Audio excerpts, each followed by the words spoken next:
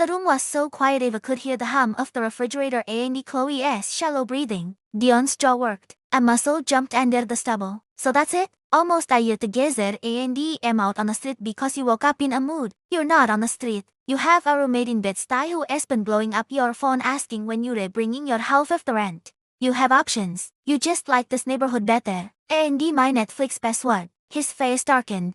A storm rolling in. You know what? Keep your precious apartment. Keep your control-freak rules and your passive-aggressive little letters. He snatched his duffel from the floor and started cramming clothes inside. Not folding, just shoving socks, t-shirts, a half-empty bottle of cologne that clinked dangerously. Chloe wrung her hands. Ava, maybe you guys just need a cooling-off period no more. Ava's voice cracked like a whip. He needed a boyfriend who respected boundaries. He got a spotter with separation anxiety. Dion zipped the bag so hot that he screamed. He grabbed his shoes. Didn't bother putting them on, just hooked the laces off her 2 fingers. At the door he paused, chest heaving. You're making a mistake. He sighed. Low and dangerous. You think you're strong right now, but you're gonna be lonely as hell in this big apartment all by yourself. And when you call me crying in a month, don't expect me to come running. He expected her to flinch. She didn't. You won't call. She sighed. And if you ever use the spare key again, you will file a police report so fast your head will spin. His hand tightened on the doorknob until the metal groaned. For one terrifying second she thought he might put a fist through the drywall. Instead he yanked the door open and he stormed out. It slammed behind him with a concussion that rattled the picture frames. Silence flooded back in. Chloe let out a breath she'd been holding for a century. Holy shit, Ava. Ava's knees buckled. She caught the edge of the counter, knuckles white. Chloe rushed over, arms out. Hey, it's okay. You did it. You're okay. Ava shook her head against Chloe's shoulder. I'm shaking. That's adrenaline. You just drew a line in the sand with a guy twice your size. You are allowed to shake. They stayed like that until the tremor subsided. Then Ava straightened, wiped her eyes with the heel of her hand. Andy looked around the living room like she was seeing it for the first time in weeks. Dion's charger was still plugged in by the TV. A single sock lay abandoned under the coffee table like a casualty. She picked up the sock between 2 fingers and dropped it into a trash bag. Chloe watched her, worried. You sure you're okay alone tonight? I can cancel my date no more. I need quiet. I need mine again. Chloe nodded slowly. Call me if you need anything. Even if it's 3 in the morning. After Chloe left, Ava locked the door, slid the chain, turned the deadbolt twice. She stood for a moment, palm against the cool wood, listening to the empty apartment breathe. She cleaned like a woman possessed. She scrubbed the couch cushions with upholstery cleaner until they smelled like lemon instead of his cologne. She wiped down the bathroom, erased every coarse black hair from the sink. She gathered the few things he'd left behind: charger, protein shaker, a decayed copy of some self-help book about alphas, and he placed them neatly in a paper bag by the door with a post-it. Please pick up by Friday or it goes to Goodwill. By 8 o'clock the apartment gleamed. She poured herself a glass of wine, put on the playlist she hadn't touched since it started staying over because he hated sad girl music. Andy sat on the floor in the middle of the living room. The silence was enormous. Andy hers. At jam 10:47, her phone buzzed on the coffee table. She stared at Dion's name until the screen went dark. Then it lit again. Andy again. Finally she picked up. What? She sighed. His voice was rough, like he'd been yelling or crying or both. I'm outside. No more you're not. You're not allowed within 50 feet of the building. He checked with management. They have your photo at the front desk now. A long pause. She heard traffic, a distant siren. He fucked up? He sighed quietly. Yes, you did.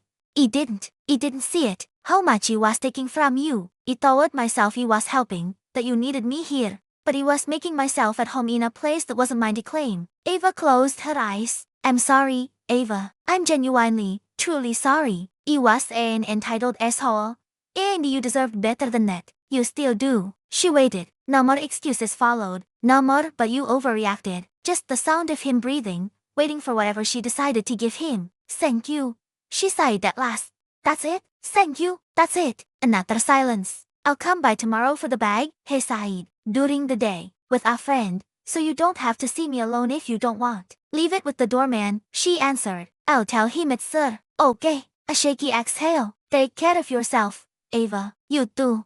Dion. She hung up before either of them could say anything else. She set the phone face down and he looked around the quiet, shining apartment. The wine was warm now, but she drank it anyway. Outside, the city kept moving, indifferent and alive. Inside, Ava sat in the exact center of the rug, legs crossed, palms open on her knees. Andy felt for the first time in months like the apartment wasn't just a place she paid for. It was home. The apartment smelled like burnt coffee and yesterday's takeout. Ava stood in the narrow galley kitchen, arms folded so tightly her nails left crescents in her skin. Sunlight slanted through half-shut blinds, stripping the living room floor where Dion's duffel bag had lived for the last 11 days. 11 days of him sleeping on her couch, eating her food, using her shower, acting like the lease had two names on it instead of one. Chloe hovered by the hallway mirror, twisting a curl around her finger, pretending to fix her makeup while listening to every breath in the room. Dion was sprawled across the couch in boxers and one of Afa's old plague day shirts, scrolling on his phone as if this were a hotel.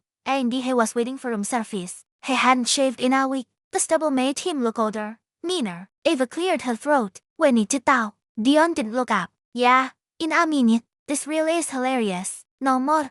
She sighed. Voice flat. Final. Now. Something in her tone chewed through the phone glow. He lowered it, squinting at her like she was a pop-up I hadn't expected. What's up?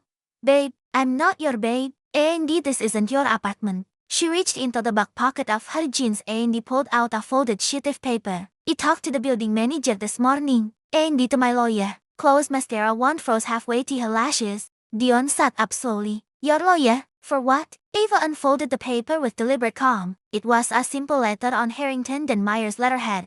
Crisp black ink on thick cream stock. Let me read the important part. She sighed.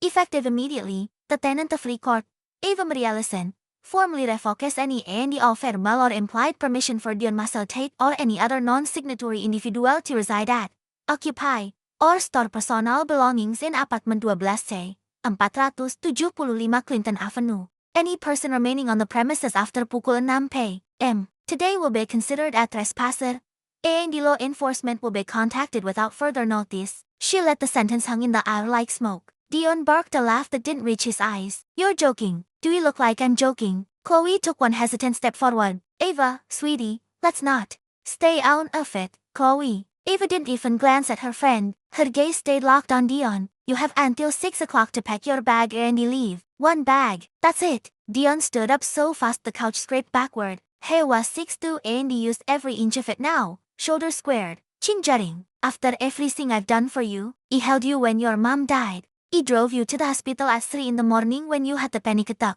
And you're pulling lawyer letters on me. You held me for 2 nights, Ava sighed. Then you moved your Xbox in. And your blender. And these 3 boxes of protein powder you didn't ask for. You never once asked if you could stay longer than a weekend. You just colonized my home. Colonized. He spat the wood. Jesus Christ, listen to you. It's a couch. Ava, it's a spare key. We're supposed to be building something here. We were trying to see if we could work. She corrected. Andy, what I've seen is that you don't ask. You take. You assume. You steamroll. I'm done.